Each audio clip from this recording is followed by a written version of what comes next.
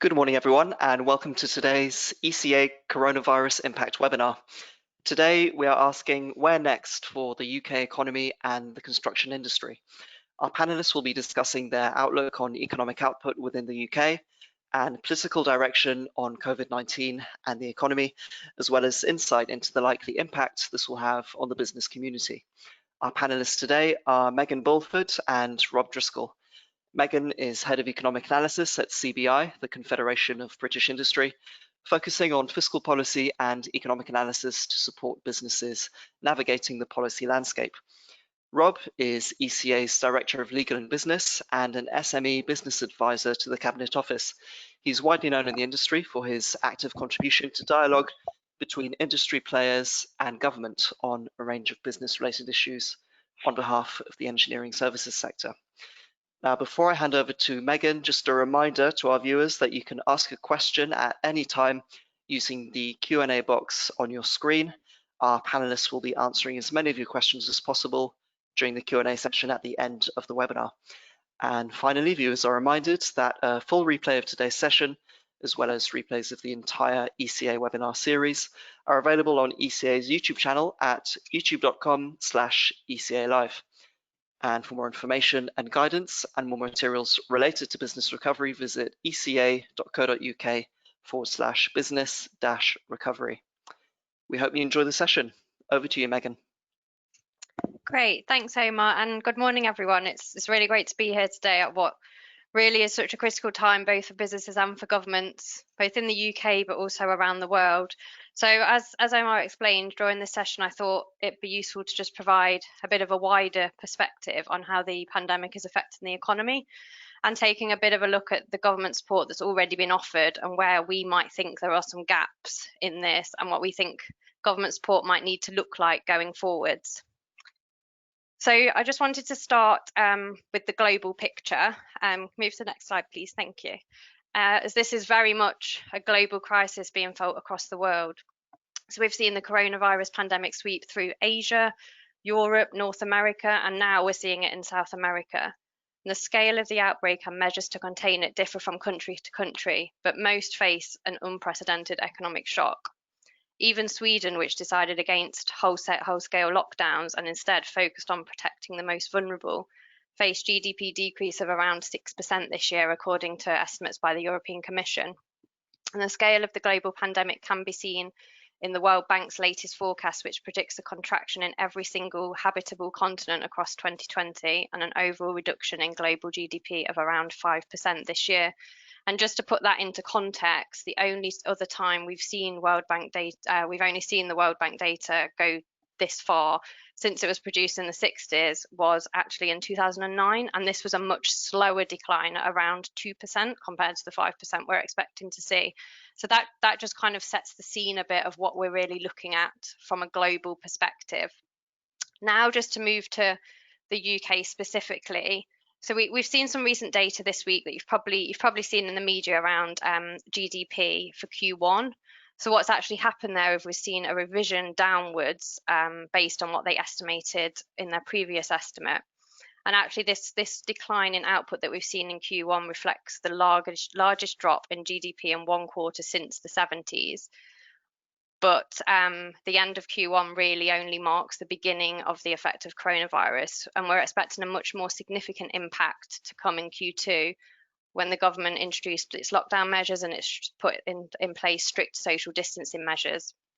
And with the latest data that we've seen really is pointing towards a deeper downturn in Q2. What we can see from monthly GDP data is that economic activity declined by 20% in April compared to March, which is by far the sharpest contraction seen since the monthly series began in the 90s. And this will leave the economy 25% smaller than it was in February and confirms that Q2 will see the deepest downturn in living memory. But we're also seeing some initial signs that suggest this decline began to bottom out a bit in May. So business survey data, for example, suggests that there was a gradual easing in the declining activity, and a range of other indicators suggest households began to gradually increase spending in the second half of Q2. But the picture for the rest of Q2 and the outlook for the rest of this year is really unclear. And even the data we have so far to make these judgments on is produced with a high degree of uncertainty, and we're likely to see revisions going into the future. It's a very difficult scenario for statisticians to measure at the moment. And just to emphasize this point a bit more, uncertainty is so high that the Bank of England took a highly unusual decision not to produce their forecast back in May, and instead developed what they called an illustrative scenario, or their best guess at what might happen, which shows that we might see a 25% decline in Q2, followed by a 14% decline for 2020 overall. And this is in line with what we've been seeing from institutions such as the OECD, who have estimated around 12 to 14% decline in economic output. And this would actually reflect the sharpest annual decline that we've seen since the 1700s, when the UK economy suffered following its war with France and the so-called Great Frost. But given the high degree of uncertainty of this overall scale of the impact, I think it's worth discussing a bit more some of the channels in which the crisis is impacting the economy, as the size of these effects will ultimately determine what the overall impact looks like. So just to start by saying, it's clear that this pandemic really represents a simultaneous demand and supply shock to the economy. So I think previous crises that we've seen, you've either seen a demand, a supply, or some kind of financial shock like we did during the financial crisis. And I think really where this is unique is that we're seeing simultaneous shocks to the economy. The main supply impact has, of course, so far been the forced and voluntary closing of businesses. And as of mid-May, around 18% of firms remain in a state of total closure, according to the ONS. But this has started to improve over time, with ONS data pointing to a large percentage of construction and hospitality firms having opened in the first couple of weeks of May. And more firms are likely to do so over the next few weeks as we see a relaxation of measures, allowing for non-essential retailers to reopen, but also this weekend with the pubs and some elements of hospitality set to reopen. And indeed, what we are seeing from data is around 25% of closed firms plan on reopening in the 4 weeks from the 17th of May. However, this isn't the only supply shock that firms are facing. Our surveys and member anecdotes reveal that those firms that remain open face constrained capacity and higher costs related to social distancing measures and new procedures for health and safety in the workplace. Our surveys have found in particular that over a quarter of firms face disruptions due to staff shortages in May, with a similar number reporting shipping delays, shortages of materials and goods. So it's then really not perhaps surprising that a large percentage of businesses are reporting increased cost pressures and a hit to their productivity. And then at the same time, the economy is also facing a demand shock. Next slide, please. Even before store closures came into effect in late March, some sectors such as transport, hotels and restaurants saw a collapse in demand as people voluntarily enacted social distancing. And since we've entered lockdown, spending online has unsurprisingly increased, but consumer spending as a whole has plummeted, with total retail sales falling around 18% in April. And this can partly be attributed to the fact that online shopping isn't quite a perfect substitute for offline shopping. So both in terms of the experience you get, but also being able to preview the product. And of course, not every good is available to buy online either. And what we're seeing is this is most acute in big ticket markets such as cars or housing, which is shown on the next slide. So that these have had almost completely collapsed during lockdown. There are even so few housing transactions taking place that the ONS have had to suspend their house price index from April onwards. But it's also unlikely that consumers are being a lot more cautious with their spending, as is usual that we see in a downturn. And this is consistent with the GfK's Consumer Confidence Index, which plummeted in April, and a recent Visa survey which found over half of consumers have cut down on non-essential spending. And of course, spending is likely to increase slowly as shops begin to reopen. Both CBI and BR surveys do seem to suggest some improvement in retail sales from April to May. And the Barclays UK Activity Tracker also points to a return in the usage of transport and spending on a range of goods, such as clothes, recreation and furniture from mid-May, which are indicating there may be some return of confidence or wider spending behaviour more generally. But of course, going forwards, the largest driver really for consumer spending in the medium term will be incomes. The Bank of England noted that most employers don't seem to be topping up the pay of furloughed workers, which will have some temporary income effect, but more importantly will be the extent of jobs lost or jobs saved due to the scheme. And I'll touch a bit more on this in a bit later. So now I just wanted to move on to talk a bit about what has the government actually put in place to try and combat some of these short-term impacts that we've been seeing on the economy. So we've already seen a kind of unprecedented number of policy measures introduced by the government, and this slide really groups those into three different buckets. So firstly, you've got those measures that are around supporting employment. So the JRS, which I'm sure you're all very familiar with, has been a lifeline for many firms who've had no choice but to shut down their operations. But it's also been a lifeline to many individuals who otherwise would have just been out of a job. And then you've got the second bucket, which is your kind of financing support. And the government, the Bank of England, have provided a number of financing options to help firms get the cash they need. Although we have been hearing from many firms, and I'm sure a lot of you on this call today have found a number of challenges with the operation of some of these schemes. And it's definitely something we've been working very closely with the government on. And then the third area is to support cash flow and to support those firms that face large fixed costs, and where it means that even though they close, they actually can't recoup back a lot of those costs.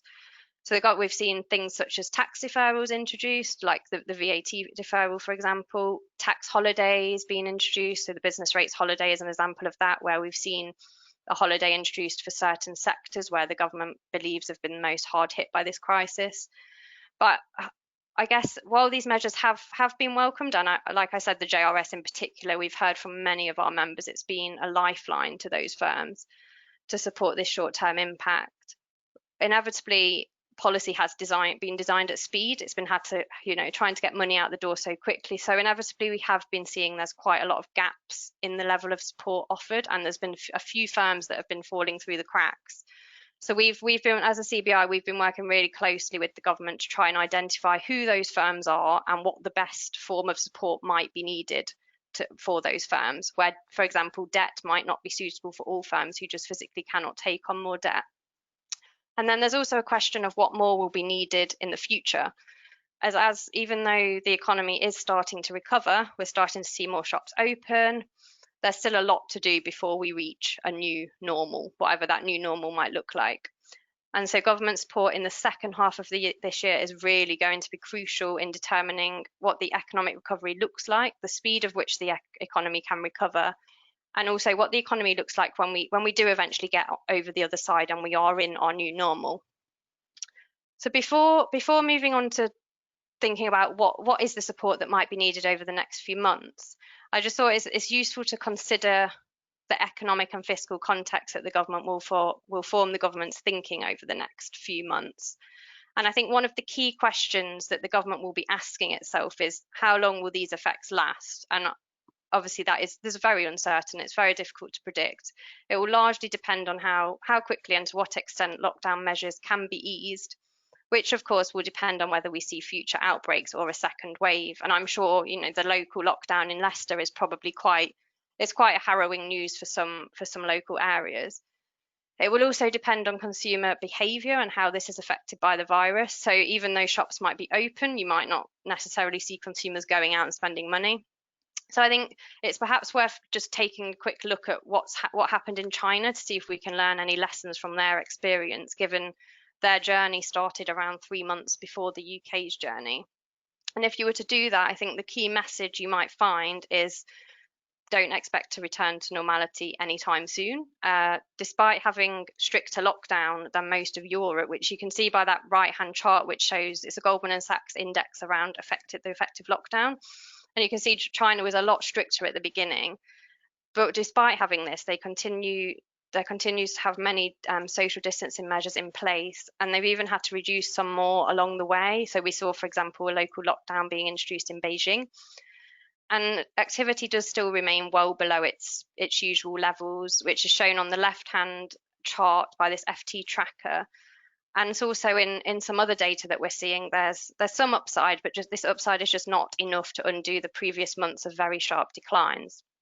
And despite only recording a few deaths over the last 6 weeks, YouGov data shows that coronavirus fears do remain high, and a vast majority of the population in China continue to avoid public places, which will obviously continue to weigh on the demand in China. And I guess just to note that while the UK's experience is likely to differ from China, the fact that they continue to face these large-scale disruptions despite their success in getting deaths down to a very a low number indicates that we may actually be living with this virus for some time yet. And this idea has not been lost on businesses either. Firms in a Bank of England survey on average expect coronavirus to leave sales around 10% lower than they would otherwise have been by Q1 next year. So they're expecting it to have quite a big impact over a longer period of time. And the length of coronavirus is expected to be with us. The length this is expected to be with us really does contextualise the government's efforts to begin reopening the economy slowly with social distancing measures in place to allow us to begin to find what this new normal, whatever this new normal looks like of our life until the virus can truly be eradicated. But even if and when the UK can finally fully reopen, what will be the extent of the economic damage?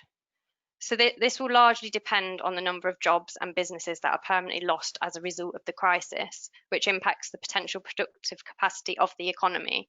And this is why we've seen the Treasury support really focus on measures that protect jobs, such as the furlough scheme, but also the financial support to protect businesses through loans and grant schemes. So I just wanted to start by touching on what's happening in employment. So the latest figures show that almost 9 million jobs have been furloughed, around 1/4 of the total number of UK jobs. And while it's not clear how many of these jobs would have otherwise have been lost, many businesses have told us that this scheme has saved some or even all of their operations. And not every job will be saved though, and the full extent of the impact on employment will be realised over a much longer period of time. And our May survey showed in the next slide that 17% of firms have laid some staff off permanently, compared to 53% who have furloughed staff. And other data also shows a negative impact on employment in all sectors. An anecdote from businesses suggests a further wave of redundancies in the coming months, which is possibly reflecting the fact that the JRS scheme is supposed to be tapering off, and a lot of firms will continue with restructuring. So unemployment is expected to peak over the second half of this year at around 9 to 10%, then gradually begin to decrease, although the pace of this will really depend on some of the issues I outlined earlier, such as consumer confidence and spending behaviour, but also where further government support goes. So now just to touch on businesses and what might be the outcome for some businesses. I mean, sadly, it's likely that not every business will be saved either. The government and Bank of England have provided many avenues for firms to access cash. However, as I mentioned previously, we have identified quite a number of gaps. So the COVID corporate financing facility scheme is only for investment grade firms, whilst UK finance data suggests only around half of CBILS applications are actually being accepted. In addition, taking on more debt just might not be suitable for every business, while some may be excluded due to rules around proving their financial viability before the crisis, for example. And we've definitely been hearing that a lot from our members. And government has delivered a substantial amount of financing to businesses. So it was 35 billion up to the 7th of June, and a further 67 billion of funding has been approved through the COVID corporate financing facility scheme. However, what we found is that actually 68% of firms in a recent survey that's shown in this slide reported cash flow difficulties, demonstrating there clearly are still challenges and there's in the level of support available, and there's clearly more that the government will have to do to keep these firms alive. So there's likely to become a pinch point for many of those businesses. One survey shows that 1/4 of firms have less than 3 months of cash reserves left. This is consistent with what we've been hearing as well from our members that reveal many firms are just still very much fighting for survival. It's clear, therefore, that the government will need to go further to ensure firms make it through the recovery and as many jobs as possible are protected. But the unprecedented measures have obviously come at a significant cost to public finances, which the government will be keeping an eye to when thinking about more support. And you can see in the next slide, the sheer scale of the government spending has begun to appear in the latest public finances figures. As expected, government spending has shot up while tax receipts have fallen. So this chart shows government borrowing on a monthly basis for the past four financial years. And as you can see, the trajectory for borrowing in April and May looks very different to that of last year and just over previous years. And I mean, some might even say that looks a bit like an error in the data, but it definitely isn't. In May, we saw borrowing increase to around 55 billion. And to put that into context, at the March budget earlier this year, the OBR were forecasting borrowing for the year as a whole to be around 55 billion. So in 1 month, the government has borrowed more than it thought it would borrow over a whole year. And obviously part of this is driven by an increase in spending by the government on both healthcare system and other public services, as well as the government support measures that I discussed earlier. And central government spending has increased by almost 60%, but it's also being driven by less income, which comes as a result of reduction in economic activity. So tax payments have been down by around 40% on the same period last year, as just less people are spending, employment is lower, and businesses are making less profits. And this increase in borrowing has led to debt exceeding GDP in May for the first time in over 50 years. And the next slide shows some recent analysis that's been done by the IFS, which just shows it's only set to get even worse, particularly in one of their scenarios that they've looked at, which considers a second wave. And so in a second wave scenario, you might see borrowing increase to around 20% of national income, whereas under a more conservative scenario where actually we recover a bit faster, that it will be 14% of national income instead. So I guess that just kind of, emphasizes the fact that it's very uncertain at the moment what the public finances will look like in the future, and I guess how the government is starting to think about future policy support. But that said, the current scheme of government support do have a range of exit dates and decision points, with some schemes already starting to taper off. So the next slide just provides a bit of a timeline of what are some of those exit dates for some of the schemes, particularly the JRS, which has clearly been super important for a lot of firms. And so as these schemes start to taper off and start to come to an end, I think that there's a few decisions for the government to make on where to go next. So on the JRS, at the end of this month, we see an end to the current level of support, with businesses required to make their own contributions. And then the scheme is planned to come to an end fully by the end of October. And then across the autumn as well, we'll see an end to new applications for the 3 loan schemes. And then next year, before the end of the tax year in March, we will see businesses having to repay any VAT that they deferred in Q1, but also those that have benefited from the business rates holiday will have to start paying their business rates again. But I think what we've been trying to press at the CBI is really that the next few months are really going to be critical. So we're deeply concerned about the risk of rising unemployment and the survival of many firms in hard-hit sectors over the summer and into the autumn, as even though many firms are starting to reopen again, demand is weak and there is a lot of uncertainty in the economy. And many firms are struggling to see how they can be profitable with social distancing measures in place. And then at the same time, we're seeing other countries introducing second waves of support, such as Germany and France. So I think there's a question of should the government be starting to think about their own second wave of support? So actually last week, what we did is we wrote to the Chancellor calling for targeted at-scale action now to kickstart growth, save jobs and businesses, and support public finances to really get ahead of the curve, as we've just been hearing from so many of our members that waiting until the autumn will just be too late for many of those firms.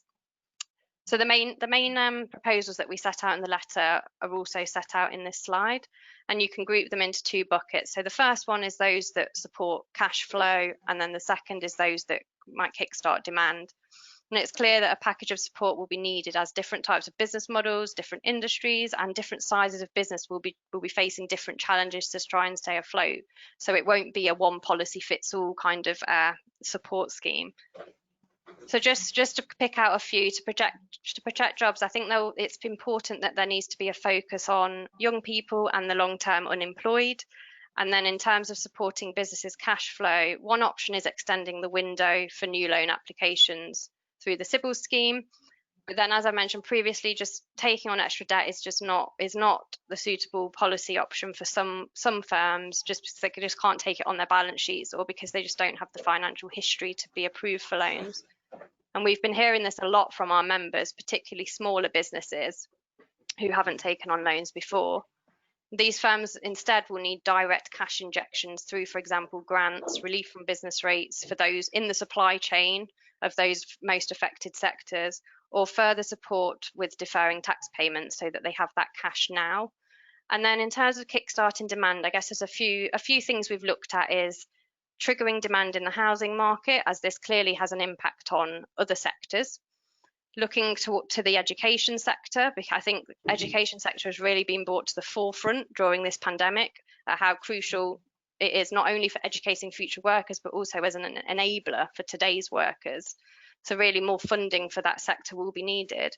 And then the final area is on accelerating infrastructure development, both through it easing regulations around planning, but also speeding up the delivery of some of those shovel-ready projects. And I think some of those were announced, which you can see in the next slide, just a brief overview of what the PM announced in his speech earlier. There was really a focus on regulation, easing of regulations around planning, and also investment in infrastructure, which I think broadly it was the CBI welcomed, but I think one of the kind of criticisms we have is that it will really be important for the government to not leave firms on the brink of collapse behind and focus too much on the recovery and waste the efforts that they've put in over the past few months to protect those jobs and those businesses. So just in terms, just to touch on finally before I end on the next slide, is what are we really focusing on at the moment and what are we looking ahead to? So I think the key thing for us next is the Chancellor's announcement next week. So we're expecting a statement, which we're hoping will focus on some of those more measures that are kind of focused around cash flow for firms, but also protection of jobs. And then later in the autumn, we'll be working towards the budget and the spending review, where we'll be doing more work on what does kind of the new economy look like, and what policy might we need to aid with that recovery and to actually renew the economy. So that will be things around skills, for example. What are the new skills that might be needed now? And now we have a very different structure to our economy. What is the investment in innovation and technology that we might need? Like, for example, lots of people working from home, lots more webinars like this one. And then the third area is on infrastructure and how we can use infrastructure to rebuild the economy, which clearly the Prime Minister has already set out his stall on. So that brings me to the end of my presentation. I hope you found that useful, and I think I'm going to hand over to Rob now to do his presentation. Thank you, Megan. That was really, really useful. I just wanted to say that I think having a view of the global perspective, the wider UK perspective, is very useful for construction and FM engineering services contractors, because, I mean, on average, 6% of contractors in construction export. It's not a huge amount. But 405,000 contractors in UK construction and FM, it means we're quite introverted, and the demographic is also 99% SMEs. So it's very useful to see that everybody else is going through the same pain as us, that we stack up not too badly on a level whereby at least we were open for business all the way through, and that just as we've got site operating procedures and impacted productivity, so is everybody else. So I'll just going to cover some recent changes in insolvency law, and then we'll flip back to Q&A, where you can ask us both anything on the issues we cover. So briefly, on the 26th of June this year, so only a week or so ago, the Corporate Insolvency and Governance Act 2020 was introduced. Some of the issues in it are temporary, some of them are permanent. There are 7. These are those ones. The first one is concerning winding up petitions and statutory demands. That's temporary. A moratorium, which I'll go through in a second, that is permanent. The suspension of wrongful trading provisions, that is temporary. A prohibition on termination clauses in supply contracts, that is permanent. 5, which is about meetings for companies, and 6, which is about filing requirements. Some of those may be semi-permanent. I'll explain why in a second. Then restructuring plans, that's a permanent one. Now, what they've done is try to relax some of the rules around running businesses from a corporate perspective, because it's just not feasible within the COVID environment to do things the way they were previously prescribed. And there were punishments if you didn't do things properly. Others are, let's accelerate some changes we had in the policy pipeline anyway, and see how that can right some of the economic wrongs that Megan was referring to. She talked about debt a number of times, and I'm going to touch on those because some of these issues are around that. So statutory demands and winding up petitions. One of your primary ways of getting a debt back, if you go through court action or adjudication, one is also insolvency. Doesn't work unless your debt is undisputed. In the majority of cases, it is disputed, but if it's 750 quid or more, you can service that demand by post, as long as you've got proof of receipt. 21 days later, if they haven't paid it, it will serve as proof that they cannot pay their debts as they fall due, and that will enable you to go to court and get them wound up. The threat of it is very, very useful. Well, this law now brings in, as of the 1st of March 2020, that stat demands cannot be used if they were issued, cannot be used if they were issued after the 1st of March 2020 for winding up applications between 27th of April and the 30th of September. If you are going to try and use it, you've got to prove additional requirements. These are those that you've got reasonable grounds for suspecting that despite COVID-19, it hasn't had such a detrimental effect on the debtor. The assumption is it's his COVID-19 that has created this debt problem, causing you to, as a creditor, to try and wind them up or serve the stat demand. Or you can try and prove to a court that the debtor is insolvent regardless of COVID-19.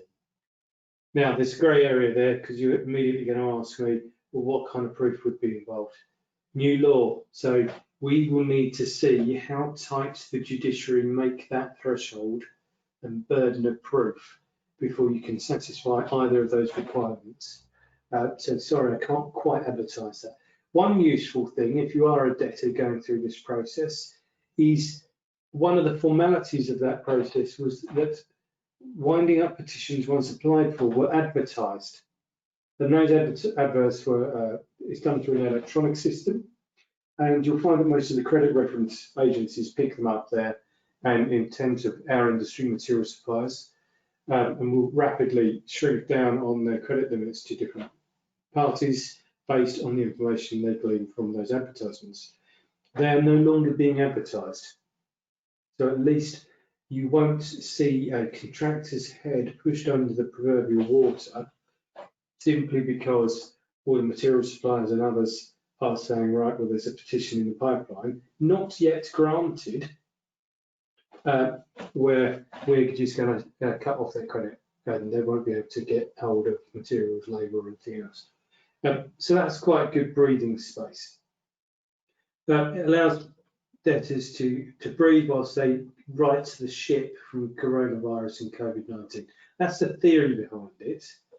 But also, as I've discussed, this is one of the key routes to debt recovery. There are lawyers who would argue that it shouldn't be. It's an insolvency action. But if you are trying to leverage your position, and as I said, the debt is undisputed, this is one of the key ways to get their attention. You don't always want to make them insolvent. And pretty much most of the time, you just want your bill to reach the top of the pile. But this is, as I say, an attention seeker in terms of how you approach debt recovery if it qualifies. You have to be very careful because if the debt is disputed, you may get an order back against you telling you to pay all of their costs as well as your own, regardless of how exorbitant those costs are. So we're going to have to wait and see how easy or tough the judiciary make it to fulfil those two thresholds to pass on. The second issue, I said, was a moratorium, very grand, old-fashioned sounding word, which simply means a freeze. Makes more sense if you put it in that way. In a liquidation or administration, a traditional insolvency process, a moratorium comes down like the shutters on a window. it freezes debts owed and enforcement measures being taken to give the entity in the insolvency process room to breathe. Now, in a normal administration, an administrator will come into that company during the moratorium and sort out what's good and worth saving and what's not, and deal with it. We don't have a director-led, so the administrator usually takes control out of the hands of the director.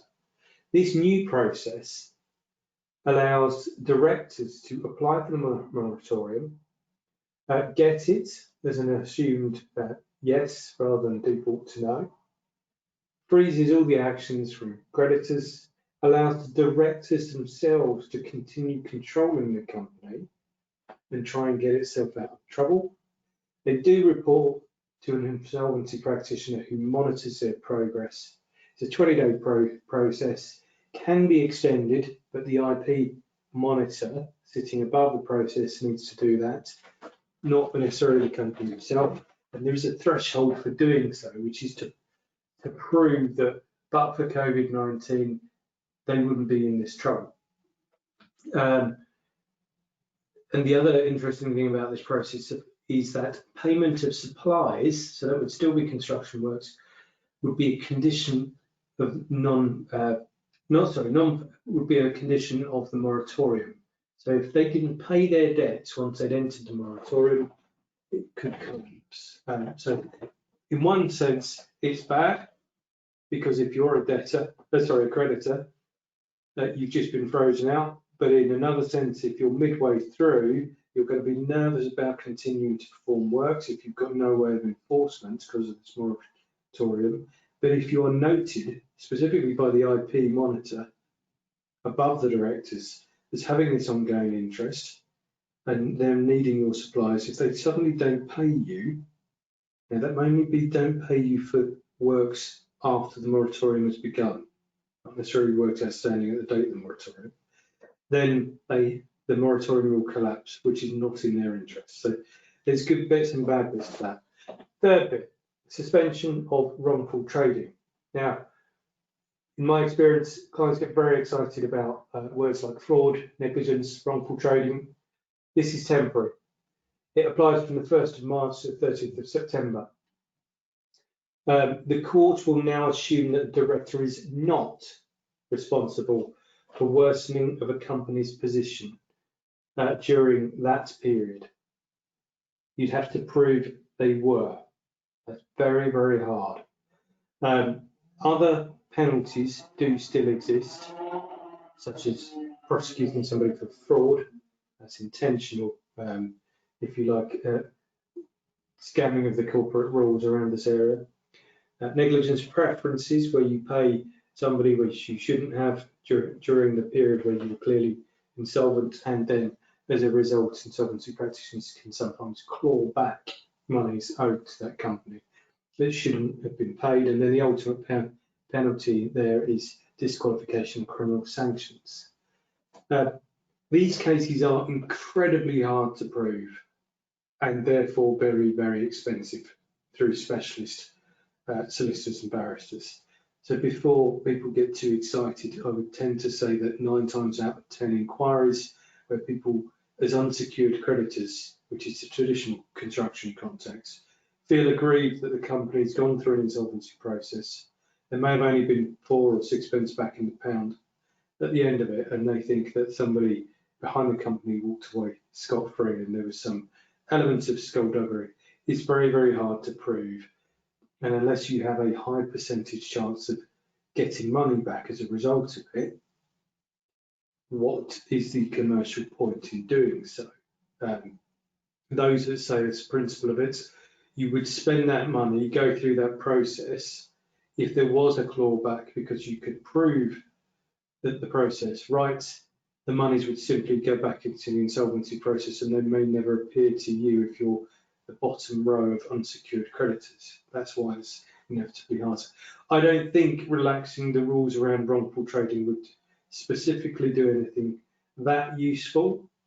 What it does do is those that were applying for coronavirus business interruption loans could have been held liable if the business was in such a state that it really needed the loan, yet they were taking a loan out during a period where objectively an insolvency practitioner might have said, why would you do that? You were effectively worsening the company's debt position when it clearly didn't have the funds or forecasts available to it to pay that debt. So really, this is also ring-fencing the directors from personal liability there. The next one is termination of clauses in supply contracts. This, I think, is the biggest one for construction. For those that don't know, construction is a process which really delivers a final product. So the law sees it as goods or products. It is not a process. We think of it as a process involving both goods and materials and a service, design and installation. It's not. It's what we do at the end, which is hand over a completed finished project or part of it within the installation. Now, the new initiative says that if there is a process of insolvency or a moratorium that we discussed earlier, you cannot use termination clauses in contracts, even though you have them. Now, JCTs and NECs, which are the two biggest versions of standard form contracts in our area, have those. JCT is section 7 in the subcontracts, 8 in the main contracts, and NEC is clause 90. If you look under there, it usually gives the main contractor the right to terminate where the client goes insolvent, or the subcontractor the right to terminate where the main contractor goes insolvent under the subcontract. It stops those rights to terminate where a right existed prior to insolvency but was not exercised, or the rights arise after insolvency. If the court agrees that this would actually impose hardship, then the contractor may be able to prove they can, in actual fact, terminate. So there is a loophole there for hardship. But again, what does hardship mean? What's the threshold? What's the burden that you'd have to go to court to prove, hey, Mr. Judge, I have a termination clause. The law under this new act says I can't use it, but I'd like to apply the hardship loophole so that I can use it, because if I don't, I will go bust as the debtor. I need to get out of this contract. Now, traditionally in construction, any sniff of insolvency, restructuring, administration, or anything else, those clauses kick in and the contract falls away. Now, especially if you're a subcontractor, because there may be circumstances where the client wants to employ you direct to finish the job. If you're partway through, there is an inherent value to you as subcontractors finishing the job, the continuity of your warranty of works, your PI insurance, the fact that anybody else coming into the job will charge an arm and leg to finish it, and you know the job inside out. So there's an arrangement that's usually made there. This may confuse that. It might accelerate people's trigger-happy nervousness to terminate earlier than they would have done in terms of giving people some latitude over insolvency. There is a small company disapplication, so it won't apply if you're a small company and the clauses are there against you until the 30th of September, because I wanted to phase this in. But again, if you are a debtor, this really does help you. If you're a creditor, this may really cut the rug out from under you in terms of your leverages, because it is fairly standard in all commercial contracts, not just construction. The termination starts with insolvency and builds from there in terms of rights on both sides of the fence. AGMs and GMs, this is more the issues I was talking about earlier, which are just procedural. Some people's constitutional, their corporate constitutional documents didn't necessarily allow for digital video call AGMs and general meetings. Now they can be permitted by statute, regardless of what the constitutional documents say. So they're really trying to enable society to continue in the business community to still function. by making sure that their governance systems can continue in the way they can or will do day to day now from home offices, etc. This enables them to interact with their shareholders. Directors don't need to take decisions in the absence of shareholder decisions which may have had to be made in person. You couple that with the filing requirements. We saw some announcements very early on by government in terms of policy that they wouldn't enforce their rights. So if you don't file things on time, it tends to mean a fine, possible criminal sanctions, and potentially being struck off the company's house. That will no longer be the case. That 3-month automatic filing extension for accounts, and then you may apply for other areas that you might need to file with. And if you think about coupling that with the relaxation of the meeting requirements, it would then allow you to start thinking about holding meetings virtually and getting decisions made, resolutions of boards or shareholders, in order to file them with Companies House. And in terms of loans that you might have applied for, where the wrongful trading provisions are now relaxed, those loans can be obtained, and any security regarded or needed over the loans can be registered virtually because there's an extension there too. Last one, restructuring plans. This is again a new initiative accelerated into the legislation. So previously, UK law meant that if there was a restructuring plan to restructure the debt, the finances of a business, creditors might be split up into classes. But if one class of creditors decided to be obstructive, regardless of whether they'd be in a better or worse position, usually because they simply didn't like what was being done without their permission, that they could obstruct it. They had a right of veto. That has now been removed. In each class, it needs to be 75% of creditors that vote for it. This is a notion called the cross-creditor cram-down.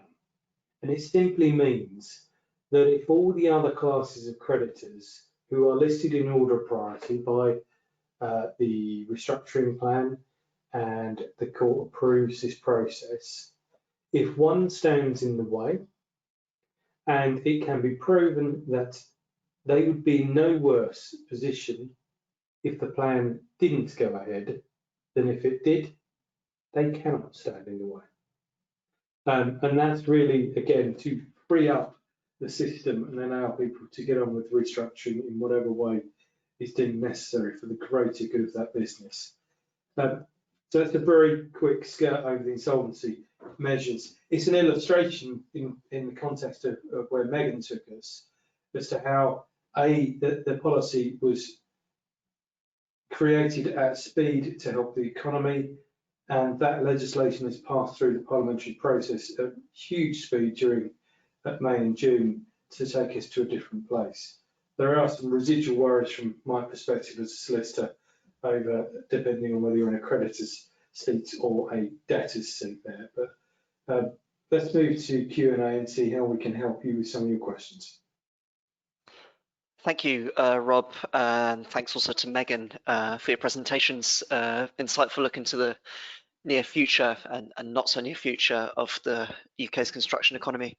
Now, we don't yet have any questions from the audience at this stage, so just a reminder, you can submit a question in the questions box on your screen.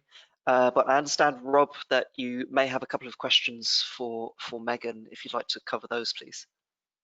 I guess firstly, for the audience's sake as well, construction tends to run behind the front end of the economy, which I'm going to ask Megan to disagree with anything I say in a second, which I always think of as being the kind of banking and finance end, and that's where we see what how the front end of the economy is faring in a way. You guys will still be in mostly pre-COVID contracts, which will have been fixed on fairly decent rates. Until those contracts are completed, you won't face the prospect of future contracts where pricing is cutthroat. I guess in the context of that, Megan, not just construction, but overall, you painted a picture there that the tapering of the government support and the winding down of it may push some of the problems back to Q3, 4, or even Q1 2021. Does this not create a kind of cliff edge for, as an economist, rather than any political commentary? Yeah, no, you're exactly right, and I think that's one of the biggest concerns for us at the moment, is that it kind of goes back to the whole Brexit date again, and what we were talking about there is, if you have a date without a transition across to a new normal, then you're just exactly what you said, you're going to create this cliff edge. And I think that's why we're really concerned that the government has put so much effort over the past few months to really ensure that, you know, jobs are protected, businesses are able to keep afloat even though the majority of them weren't even open. And so if that support doesn't continue, then actually what you're going to see is a lot that time will just be wasted. It's a lot of wasted effort and a lot of wasted government money if all you're doing is just, like you say, pushing back redundancies into Q3, Q4, or pushing back business insolvency into Q3, Q4, that otherwise might have came earlier had the government not intervened. Which is why in our letter to the Chancellor, we were so pressing on these issues of saying this is the kind of, you know, this is the economic context.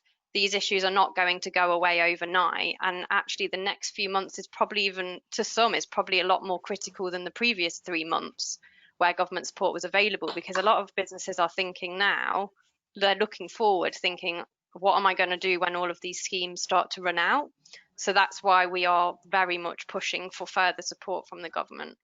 And I think we had a mixed reaction in our membership of those who were unable to access the CBIL system of large, medium, or the small. They may have got a bounce back, which it could have, given the level of labour and materials employed in the industry. 50 grand will only get you maybe a month's worth of overheads. But I think the interesting perspective on our industry, given the Construction Leadership Council's very positive approach to reset, restart and reinvent, is, even though, for example, we've got a 35% of demand is derived from government in our sector, the pipeline that's been announced, and that's a great initiative to bring things forward, might still be too far off for some firms. Yeah, no, definitely. And I think I think a lot of the problem with, well, what we found with the announcements earlier on in the week from the Prime Minister was it was great to see there's a focus on infrastructure, because that we've been calling for that for a while now. But I think the issue is that a lot of it was just bringing forward spending that otherwise would have happened, but just in later years. And partly it feels like there needs to be more spending, even though obviously I painted a not very nice picture of the public finances, but it does feel like now is the time to really spend a lot more in kind of making sure we get out of this recovery, because ultimately, if a lot of firms do survive, jobs are protected, and the recovery happens a lot quicker, then actually the government, you know, its income from tax receipts will increase a lot quicker. So there's a lot to be said about actually spend money now, ensure the government, ensure the economy survives, and get back to this, whatever the new normal looks like, but get back to that much quicker. And I think there's, like you kind of pointed out, there's clearly a big different sectoral difference as well. And as I mentioned earlier, there really isn't just a one policy fits all. The government really needs to be thinking about how are different sectors dealing with this. Certain sectors are going to find that their recovery lasts longer than others. And, you know, you've seen some retailers able to open quicker than other industries. But then there's also clearly big supply issues in other sectors.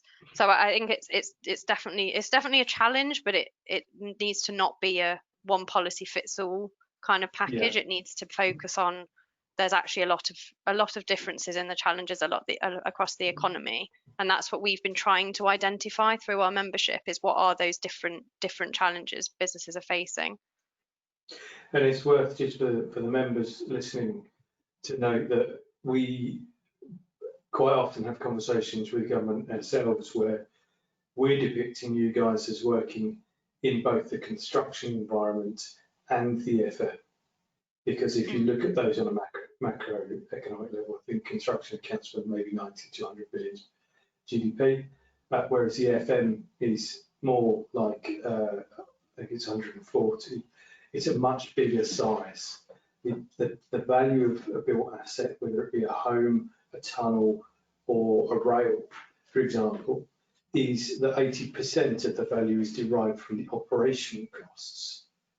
And therefore, engineering services being involved in both construction and operation of buildings and built assets is inherently more valuable in that equation to how you restart the economy.